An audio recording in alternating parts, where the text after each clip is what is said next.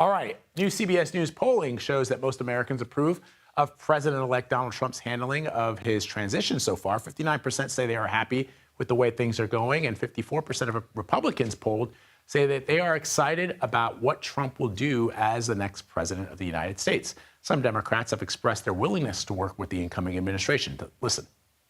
I'm going to evaluate each one of these candidates based on their ability to do the job and their willingness to put the needs of the American people first. CBS News congressional correspondent Nikole Killion joins me now from West Palm Beach. So, Nikole, as you know, our polling also revealed that a majority of Democrats say they are concerned or scared about what Trump may do as president. What are those, what's behind those concerns there? Because you just heard Senator Tammy Duckworth earlier on Face the Nation, Sunday on Face the Nation, say that she's willing to vet every of the president's nominees independently to see if they are qualified to do the job.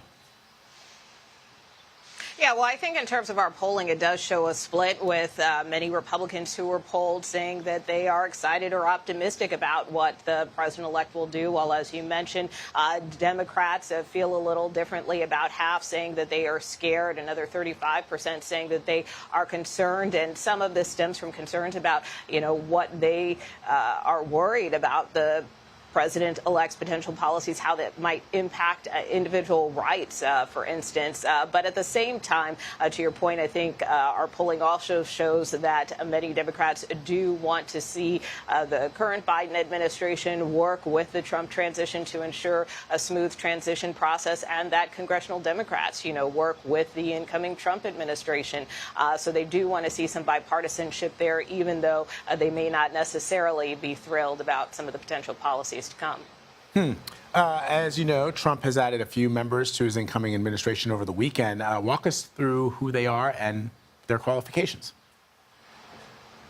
Yeah, well, probably the most notable pick came late Friday with the president-elect naming Scott Bessent as his Treasury Secretary. That was one we had been waiting on for some time, one that was very competitive, too, by the way, with even Elon Musk weighing in on who he wanted for that role. But look, Scott Bessent is someone who appears to be very well liked on Wall Street. He is also someone who will be tasked with implementing the president-elect's policies with respects to taxes and tariffs. And also worth noting, he would be the first openly gay cabinet secretary to serve the Treasury if he is confirmed. You're looking at some of the other picks there. Lori Chavez DeRemer, a congresswoman from Oregon who lost her most recent bid, re-election bid to Congress, but who is pro-labor and is getting some pretty positive reviews from some of the labor unions that are out there. You also have Scott Turner, who's an NFL veteran, someone who has now been tasked to lead housing.